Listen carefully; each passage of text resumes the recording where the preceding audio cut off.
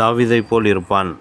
அவர்களில் தள்ளாடினவன் அந்நாளில் தாவீதைப் போல இருப்பான். தாவீது குடும்பத்தார் அவர்களுக்கு முன்பாக தேவனைப் போலும் கர்த்தருடைய தூதனைப் போலும் இருப்பார்கள். சகரியா 12:8. கர்த்தரை துதிப்பதே தன்னுடைய வாழ்க்கையின் நோக்கமாக கொண்ட தாவீதை கர்த்தர் மிகவும் அதிகமாக நேசித்தார். அவனை தன் இருதயத்துக்கு ஏற்றவனாய் கண்டார். மட்டுமல்ல, அவருக்கு அளவற்ற அபிஷேகத்தையும் தீர்க்க தரிசனமான சங்கீதங்களையும் கொடுத்தார். தாவீது சத்துருக்களுக்கு முன்பாக அபிஷேகம் பண்ணப்பட்டார். சகோதரர்களுக்கு முன்பாக அபிஷேகம் பண்ணப்பட்டார். சகல இஸ்ரவேல் சபைகளுக்கு முன்பாக அபிஷேகம் பண்ணப்பட்டார். எதிரிகளை கீழ்ப்படுத்தும் வல்லமையை கர்த்தர் தாவீதுக்கு கொடுத்து சத்துருக்களை அவர் பாதப்படியில் கீழ்ப்படுத்தினார். தாவீது கோலியாத்தோடு போர் புரிந்த போதும் அதன் பின் நிகழ்ந்த நூற்றுக்கணக்கான யுத்தங்களிலேயும் கர்த்தர் தாவீதுக்கு ஜெயத்தின் மேல் ஜெயத்தை கொடுத்து ஆசீர்வதித்தார். தேவ பிள்ளைகளே, பல தோல்விகளின் பாதையிலே நீங்கள் கடந்து வந்தீர்களோ? சந்தோஷத்தை இழந்து பலவீனப்பட்டு தள்ளாடியபடி நின்று கொண்டிருக்கிறீர்களோ? கலங்காதேயுங்கள். தாவீதின் குமாரனாகிய இயேசு முற்றிலும் ஜெயம் கொண்டவராய் இருக்கிறார்.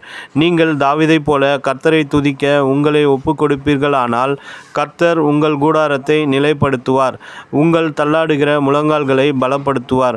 அப்பொழுது நீங்கள் அப்போஸ்தலர் பவுலோடு சேர்ந்து, என்னை பலப்படுத்துகிற கிறிஸ்துவினாலே எல்லாவற்றையும் செய்ய எனக்கு பலன் உண்டு, பிலிப்பியர் 4:13 என்று உற்சாகமாய் சொல்லுவீர்கள். உங்கள் கூடாரம் தாவீதின் கூடாரமாய் இருக்கட்டும். அப்பொழுது உங்கள் கூடாரத்தில் தேவ பிரசன்னம் இருக்கும், தேவ மகிமை இருக்கும், ஆடல் பாடல் மகிழ்ச்சி இருக்கும். கர்த்தரிடத்தில் அன்பு கூறுகிற உங்களுக்கு அவர் சகலவற்றையும் நன்மைக்கெதுவாக செய்தருளுவார். நீங்கள் பலனுள்ளவர்களாய் மாறுவீர்கள். மீண்டும் ஒரு முறை சகரியா தீர்க்கதரிசியின் மூலமாய் கர்த்தர் கொடுக்கிற வாக்குத்தத்தத்தை வாசித்து பாருங்கள். அவர்களில் தள்ளாடினவன் அந்நாளிலே தாவீதைப் போல இருப்பான். தாவீது குடும்பத்தார் அவர்களுக்கு முன்பாக தேவனைப் போலும் கர்த்தருடைய தூதனைப் போலும் இருப்பார்கள். சகரியா 12:8.